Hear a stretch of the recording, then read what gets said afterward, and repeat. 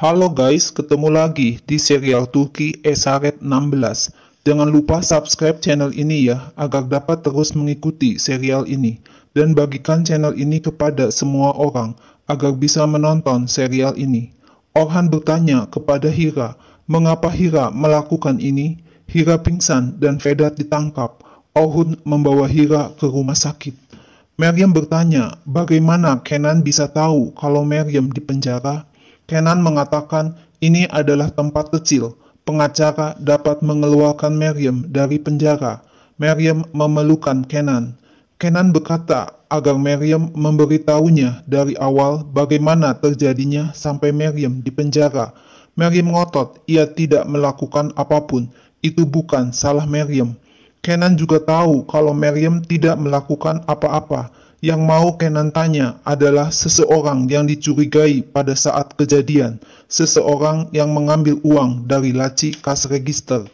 Tapi Meryem diam saja, padahal Meryem tahu kalau ayahnya Rashid yang mencuri uang. Kenan mengatakan kepada polisi kalau ini hanyalah kesalahpahaman. Meryem tidak bersalah, Kenan akan membuktikannya. Ibu Meryem, Asiye, datang ke penjara bertemu dengan Kenan. Kenan bilang, Asiye jangan marah dan kesal. Kenan akan mengeluarkan Meryem. Asiye diperbolehkan menemui Meryem. Kenan bertemu dengan pemilik restoran yang mengatakan Kenan berasal dari wilayah yang sama dengannya. Pemilik restoran telah menuduh orang yang tidak bersalah. Kenan minta agar pemilik restoran tidak melakukan hal itu. Pemilik restoran ngotot, ia melihat Meryem di kas register. Kenan menjelaskan, Meryem ada di kas register bukan berarti mencuri uang. Apakah ada orang lain yang menarik perhatian? Pemilik restoran bilang, ayah Meryem, Rashid, datang ke restoran. Rashid adalah orang yang tidak berguna, sehari-hari hanya bermain kartu dan minum bir. Pemilik restoran menuduh Meryem bekerja sama dengan Rashid mencuri uang. Rashid juga memaksa pemilik restoran untuk menerima Meryem sebagai pegawainya. Meryem menghibur ibunya, Asiye, yang untuk tidak menangis karena Asiye sedang sakit. Meryem minta agar Asiye kuat dan bisa menjaga nafas bila Meryem tidak ada. Asiye minta Meryem tidak diam saja untuk orang yang menyebabkan Meryem masuk penjara. Meryem menyuruh Asiye pulang sekarang dan menunggu Meryem di rumah. Asiye tidak usah khawatir, Meryem baik-baik saja.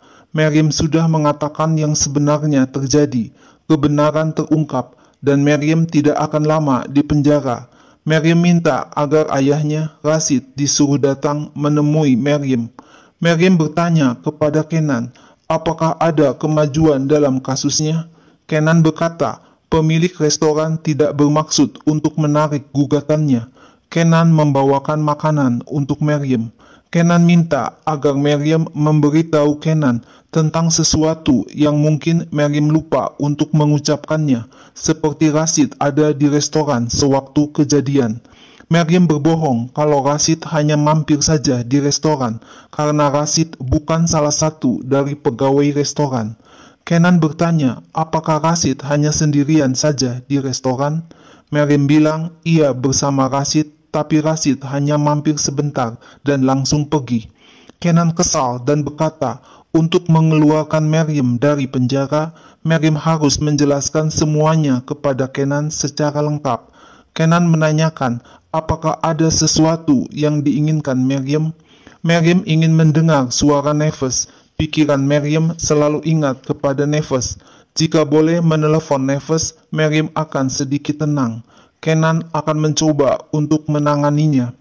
Rashid datang mengunjungi Meryem dan bertanya, apakah Meryem mengatakan kepada polisi kalau Rashid yang mencuri uang? Meryem ingin agar Rashid yang mengatakannya sendiri kepada polisi kalau Rashid yang mengambil uang. Rashid memelas dengan muka kasihan. Apakah Meryem tidak berpikir kalau itu menyakiti ayah Meryem? Rashid sudah tua dan tidak bisa apa-apa. Meryem disuruh untuk melihat kondisi Rashid sekarang. Meryem bilang, kali ini Meryem tidak bisa berkorban lagi untuk Rashid. Meriam sudah berkorban untuk Rashid 1 kali. Sekarang Meriam adalah seorang ibu. Hukuman untuk Rashid akan lebih cepat jika Rashid mengaku sendiri di hadapan polisi. Rashid mengancam Meriam agar tutup mulut dan duduk. Meriam bertanya apakah Rashid mau mengurus Nefes. Jika tidak mau, Meriam akan pergi dan memberitahu polisi tentang semuanya. Rashid berteriak, Meriam tidak boleh memberitahu polisi. Meriam berkata, teman Rashid, si pemilik restoran, sedang berbicara dengan polisi sekarang. Meriam tidak tahu jika Rashid masuk penjara lagi. Sebaiknya Rashid mengaku sekarang. Tidak ada jalan lain lagi. Ini adalah kesalahan Rashid.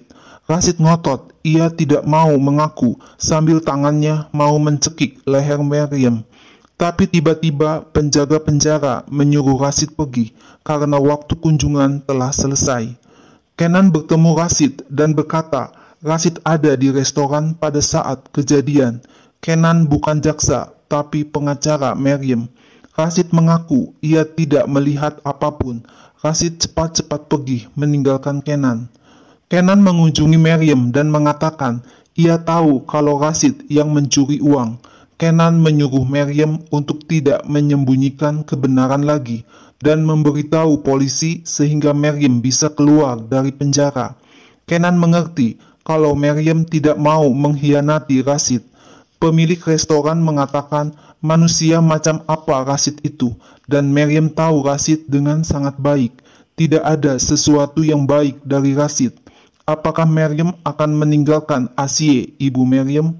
Apakah Meriam akan meninggalkan Nefes tanpa ibu?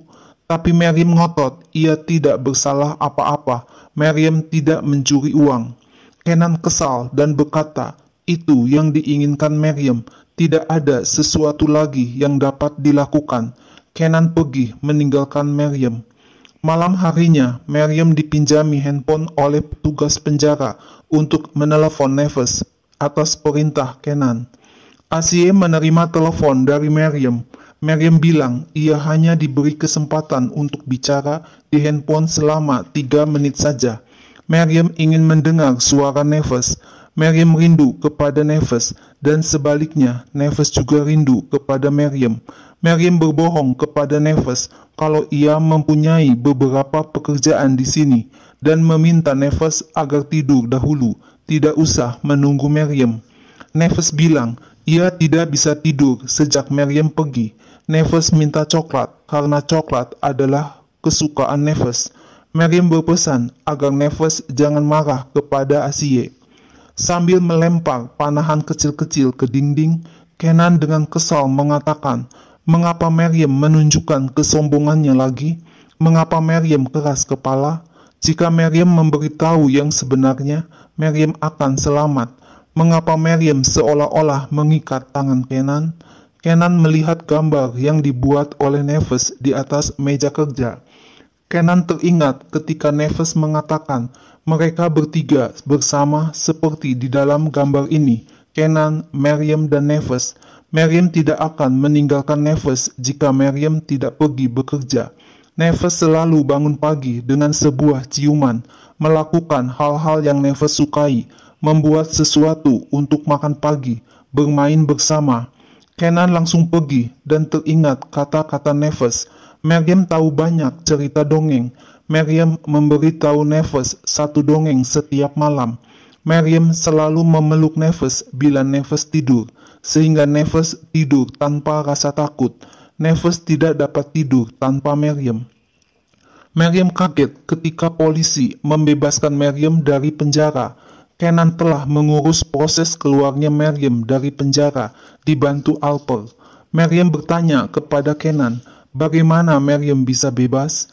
Ternyata Kenan mengancam pemilik restoran untuk mencabut gugatan terhadap Meriam, atau Kenan akan melaporkan pemilik restoran karena ventilasi restoran tidak berjalan.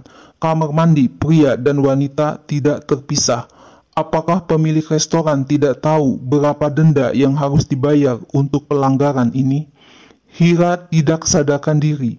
Ohun bilang Hira tertembak dan kehilangan banyak darah. Hira dibawa oleh dokter untuk dilakukan operasi. Vedat dibawa ke kantor polisi. Afife marah kepada Vedat karena sudah mencoba untuk mengambil nyawa Orhun. Ibu Vedat, Yelda, menampar Vedat dengan keras dan mengatakan ia tidak mempunyai anak laki-laki lagi seperti Vedat. Yelda dan Eda disuruh pergi dari mansion. Peluru menembus bahu Hira dan bersarang di permukaan dada Orhun. Dokter mengatakan tidak berbahaya bagi Orhun. Jika Hira tidak ada di depan Orhun, peluru dapat menghancurkan hati Orhun. Orhun beruntung karena Hira menyelamatkan hidup Orhun. Sambil memegang bekas peluru, Orhun bertanya dalam hati, Hira adalah penyebab kematian Nihan. Mengapa Hira menyelamatkan hidup Orhun? Hira kehilangan banyak darah, harus segera tambah darah. Dalam keadaan koma, Hira bermimpi mencari Nihan. Hira berseru, ia sudah membayar hutang. Orhun masih hidup. Hira minta maaf kepada Nihan.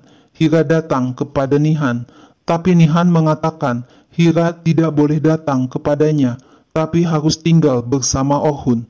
Orhun memelukkan Hira. Nihan perlahan-lahan hilang dari hadapan Hira. Hira berteriak agar Nihan jangan pergi.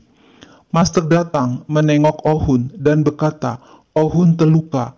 Orhun bilang peluru mengenai bahu Hira dan berhenti di dada Orhun. Jika Hira tidak menghalangi Orhun, Orhun sudah mati. Dokter memberitahu kalau operasi Hira berhasil dan Hira akan cepat sembuh. Hira akan dipindah dari ICU ke kamar biasa. Setelah itu, Orhun boleh menjenguk Hira. Semoga cepat sembuh untuk Hira.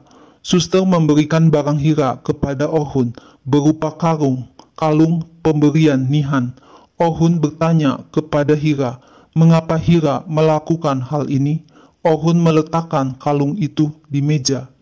Orhun berkata kepada Master, kalau segalanya belum jelas seperti apa yang terlihat. Master bilang, Orhun telah menghukum Hira. Apakah Hira seorang budak? Orhun sebenarnya tidak mengetahuinya juga. Hira bukan satu-satunya orang yang memerlukan kebebasan lagi. Master mengerti Orhun, betapa sulitnya memutuskan untuk orang yang Orhun cintai. Master menyuruh Orhun untuk berserah kepada Tuhan. Orhun pulang ke rumah dan terus berpikir sambil melihat bekas peluru. Mengapa Hira melakukan itu?